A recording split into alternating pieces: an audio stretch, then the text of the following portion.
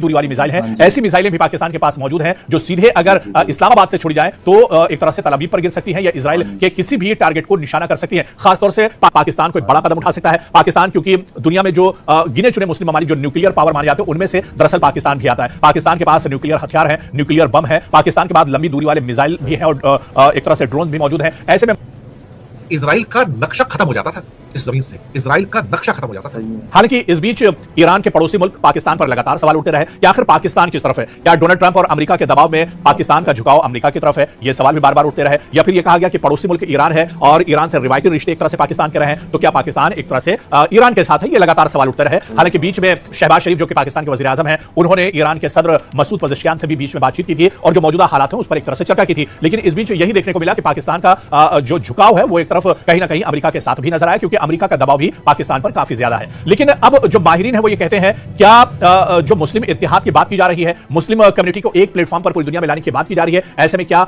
पाकिस्तान कोई बड़ा कदम उठा सकता है? पाकिस्तान क्योंकि दुनिया में जो गिने चुने मुस्लिम ममालिक जो न्यूक्लियर पावर माने जाते हैं उनमें से दरअसल पाकिस्तान भी आता है। पाकिस्तान के पास न्यूक्लियर हथियार है, न्यूक्लियर बम है, पाकिस्तान के बाद लंबी दूरी वाले मिसाइल भी है और एक तरह से ड्रोन भी मौजूद है। ऐसे में माहिरीन का मानना था क्या पाकिस्तान अगर ईरान पर यह जंग आगे बढ़ती है या फिर इजराइल ग्रेटर इजराइल पर काम करता है, जिस तरह से लबनान के एक बड़े हिस्से पर इजराइल ने कब्जा कर लिया है, गजा के एक बड़े हिस्से पर या फिलिस्तीन के एक बड़े हिस्से पर इजराइल ने कब्जा कर लिया है, लगातार इजराइल का दायरा अब बढ़ता जा रहा है, तो क्या आने वाले दिनों में ये जो आंच है ये पाकिस्तान तक भी पहुंचेगी? ग्रेटर इजराइल में क्या पाकिस्तान का जो हिस्सा है उस पर भी एक तरह से आने वाले दिनों में जो इजराइल है वो एक तरह से हमला कर सकता है या उस पर भी कब्जा कर सकता है? और ऐसे में माहिरीन का सवाल सीधे सीधे यही था कि जो पाकिस्तान की लंबी दूरी वाली मिसाइल है, ऐसी मिसाइलें भी पाकिस्तान के पास मौजूद हैं जो सीधे अगर इस्लामाबाद से छोड़ी जाए तो एक तरह से तल अवीव पर गिर सकती है या इजराइल के किसी भी टारगेट को निशाना कर सकती है। खासतौर से पाकिस्तान की गौरी मिसाइल की बात चल रही थी जो बहुत खतरनाक मिसाइल मानी जाती है, इसकी स्पीड भी काफी ज्यादा है, वॉरहेड भी इसका बहुत इंपॉर्टेंट माना जाता है और यह कहा जाता है कि गौरी मिसाइल के जरिए क्या पाकिस्तान इजराइल पर हमला कर सकता है। तो ये दरअसल जो माहिरीन का मानना था कि पाकिस्तान क्योंकि अभी तक इस जंग में खुलकर सामने नहीं आया है, लेकिन अगर जरूरत पड़ी तो क्या पाकिस्तान अपने गौरी मिसाइल का टेस्ट कर सकता है, गौरी मिसाइल को इजराइल के ऊपर छोड़ सकता है, इजराइल पर पाकिस्तान की तरफ से भी क्या आने वाले दिनों में हमला किया जा सकता है? इस तरह के सवाल भी अब उठने शुरू हो गए हैं, क्योंकि पाकिस्तान का गौरी जो मिसाइल है ये लेटेस्ट मिसाइल माना जाता है, बहुत खतरनाक मिसाइल माना जाता है और इसका जो वॉरहेड है ये काफी ज्यादा धमाकाखेज रॉकेट्स को लेकर एक तरह से उड़ान भर सकता है और बहुत कम वक्त में तल अवीव तक एक तरह से इस्लामाबाद से पहुंच सकता है। तो ऐसे में क्या पाकिस्तान आने वाले दिनों में इस जंग में कोई बड़ी खलल डाल सकता है? इस जंग में क्या पाकिस्तान की तरफ से कोई अभी चाल चलनी एक तरह से बाकी है या पाकिस्तान एक तरह से छुपा रुस्तम इस जंग में साबित हो सकता है और इजराइल पर बड़ा हमला कर सकता है, जब पूरे मशरिक़ वस्ता में जो इस्लामी ममालिक हैं उनके सामने एक तरह से खतरा है, लबनान को पूरी तरह से इजराइल खत्म कर रहा है, फिलिस्तीन को इजराइल लगातार खत्म कर रहा है, तो क्या आने वाले दिनों में कोई बड़ा हमला पाकिस्तान की तरफ से इजराइल पर किया जा सकता है? तो दुनिया की निगाहें पाकिस्तान पर दरअसल टिकी हुई है। पाकिस्तान के पास जब इतनी सलाहियत है, पाकिस्तान के पास जब दूरी बहुत लंबी रेंज तक मार करने वाले मिसाइल मौजूद है, उसके पास जब गौरी जैसे बहुत अहम मिसाइल है, तो क्या पाकिस्तान कोई बड़ा खेल कर सकता है, कोई बड़ा कारनामा दरअसल इस जंग के बीच में कर सकता है? और क्या पाकिस्तान की तरफ से आने वाले दिनों में यह पहल की जाएगी, आने वाले दिनों में कोई बड़ा हमला इजराइल के ऊपर किया जा सकता है? माहिरीन का यह मानना है कि जैसे जैसे यह जंग बढ़ेगी तो इसकी तवक्को भी की जा सकती है। पाकिस्तान अपना डिफेंस भी करना चाहेगा, अपनी सिक्योरिटी बढ़ाना चाहेगा और ऐसे में अगर यह जंग ईरान हारता है तो मशरिक़ वस्ता में अगला जो निशाना इजराइल या फिर अमेरिका का होगा वो दरअसल फिर पाकिस्तान हो सकता है और पाकिस्तान अपने को बचाने के लिए यह बड़ा कदम उठा सकता है। गौरी जो मिसाइल है उसको लॉन्च करने के बारे में भी पाकिस्तान कहीं ना कहीं सोच सकता है, लेकिन जंग को 1 महीना गुजर चुका है। हालांकि इस जंग के बीच में पाकिस्तान का जो रुख है वो बहुत साफ नहीं है। हालांकि पिछले दिनों जिस तरह से खबर आई थी कि इस्लामाबाद में कई ममालिक के वज़राए खारजा जमा हुए थे और इस जंग को लेकर उन्होंने गौर फिक्र किया था, हालांकि इस बातचीत का कोई नतीजा तो नहीं। को ढूंढ नहीं पाते थे ना, हाँ जी, और कहीं उसका पाला एक पावरफुल कोई क्या कहते कंट्री से पड़ जाता तो उसको लेने के देने पड़ जाते, वो जिंदगी में उठता नहीं था फिर उसके बाद कभी नहीं।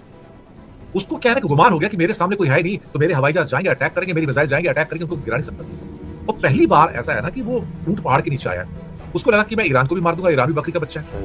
लेकिन ईरान के पास तो नेवी भी नहीं है, उसके पास एयरफोर्स भी नहीं है, एक स्ट्रॉन्ग एयर डिफेंस भी नहीं है, उसके बावजूद भी सिर्फ शाही ड्रोन से और मिसाइलों से जिस ढंग से इजराइल को ब्लीड किया है, जो उसका खूनो खून किया है, अब वो चिल्ला रहा है। डिमोना में तो खैर सैकड़ों लोग घायल हुए हैं और बहुत मरे भी हैं, मैं आपको बताऊं। लेकिन जैसे कि आदत है नेतन्याहू की कि वो बताएगा नहीं आपको कि कितने लोग मरे हैं, क्योंकि ये छुपा कर रखने वाली चीजें हैं। जैसे अमेरिका भी छुपाता है, वो भी छुपाता है कितने मरे हैं, कितना हुआ है। लेकिन कलाई तो खुल गई ना। अब ये नेतन्याहू भीख मांग रहा है, दुनिया से भीख मांग रहा है कि ईरान दुनिया का सबसे बड़ा दुश्मन है, सारे दुनिया के देश इकट्ठे हो जाओ इसका मुकाबला करने के लिए।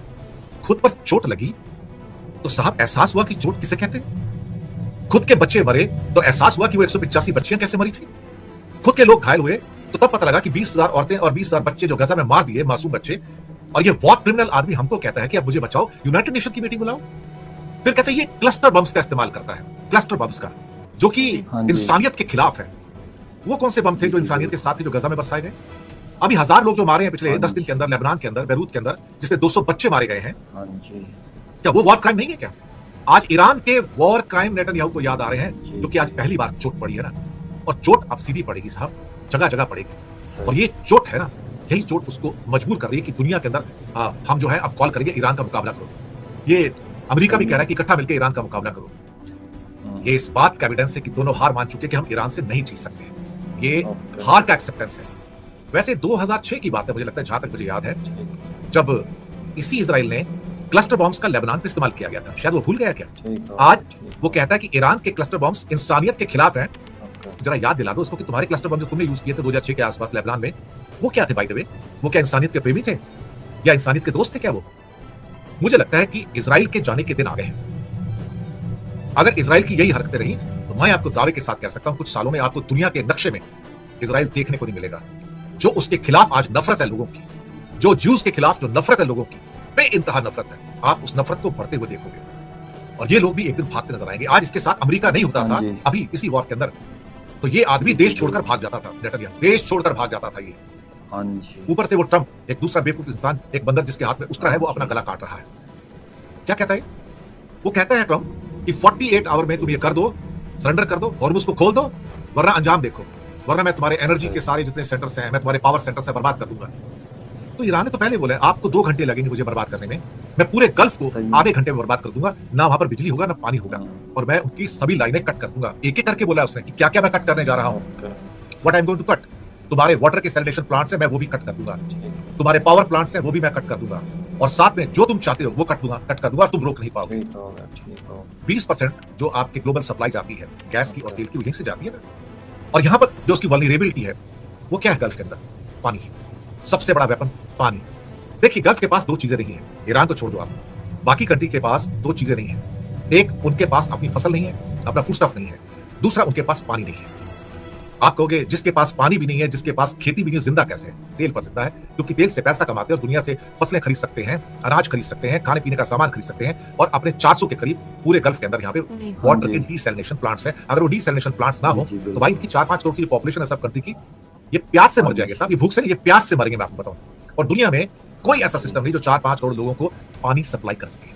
पानी, वही धमकी दी है कि मैं तुम्हारी पानी की पाइपलाइन भी कट कर दूंगा, मैं तुम्हारी बिजली की पाइपलाइन कट कर दूंगा, जो आपके 400 डीसैलिनेशन प्लांट्स हैं गल्फ में, मैं उसकी कट कर दूंगा, तब आप क्या करोगे? और सिटिंग डक्स है वो मैं आपको बताऊं। Kuwait 90% of drinking water desalination plant से आता सही है। है। ओमान में 86% पानी डीसैलिनेशन प्लांट से आता है। हाँ। सऊदी का 70% पानी डीसैलिनेशन प्लांट से आता है। बहरीन और कतर का 90% पानी डीसैलिनेशन ओके। प्लांट से आता है। साहब इनके पास तो पानी नहीं है, ये तो 5 दिन जिंदा नहीं रह सकते, 3 दिन के बाद चौथा दिन आ गया तो ये हथियार डाल देंगे। ऊपर से सऊदी अरेबिया को तो जला कड़ा हुई सब कि ईरान को बर्बाद कर दो। मैं तो किंग फहद एयरपोर्ट भी तुम्हारे लिए खोलने को तैयार हूं, अमेरिका को बोल रहे हैं। भाई कितने तलवे चाटोगे उसके, और कितने तलवे चाटोगे इस नेतन्याहू के? ये दोनों तो वॉर क्रिमिनल्स हो गए हैं इस टाइम, वॉर क्रिमिनल्स हैं दोनों के दोनों। मुझे लगता है कि जो हालात पैदा हुए हैं उसमें मैं एक बात तो शर्तिया आपसे कह सकता हूं, दुनिया में करीब करीब स्टेट ऑफ हॉर्मस चोक पॉइंट है, इसको चोक पॉइंट कह सकते हैं। ऐसे करीब 6-7 चोक पॉइंट्स है दुनिया में। ज्योग्राफी को भी वेपन बनाया जा सकता है, ज्योग्राफी को वेपन बनाया जा सकता है। ये ईरान ने दुनिया को शो किया है कि उसके लिए मुझे तुम्हारे जितना ताकतवर होने की जरूरत नहीं है, उसके लिए मेरे पास अमेरिका के बराबर टैंक्स और विमान और फाइटर प्लेन्स और एयर डिफेंस सिस्टम होने जरूरी नहीं है। मैं भूगोल को, मैं ज्योग्राफी को मैं कन्वर्ट कर सकता हूं वेपन के अंदर। और इस बात का एहसास ईरान को बहुत पहले से है। दुनिया को हॉर्मस की खाड़ी का चप्पा चप्पा नहीं पता, लेकिन ईरान के लोगों को उसका चप्पा चप्पा पता है। उसका केशम आइलैंड पता है, लारका आइलैंड पता है, खाग आइलैंड पता है, और बाकी जो छोटे छोटे वहां पे जजीरे हैं ना, जो आइलैंड्स हैं, सब कुछ पता है। सही है। उन्हें मालूम है कि इसका इस्तेमाल कैसे करना है। देखिए आप किसको हराना चाहते हैं? आप एक 5000 साल पुरानी सिविलाइजेशन को मिट्टी में मिलाना चाहते हैं, लेकिन मैं आपको यकीन से कह सकता हूं कि इन 5000 सालों में कम से कम 5000 ऐसी फाइट हुई होंगी जो ईरान को मिट्टी में मिलाने की कोशिश करते आए थे। और ये आदमी जिंदा है ना, मर तो नहीं गया ना। लोग आए, लोग चले गए, लेकिन इनकी सिविलाइजेशन जो one of the oldest civilisation of the world है, सर्वाइव कर रही है ना।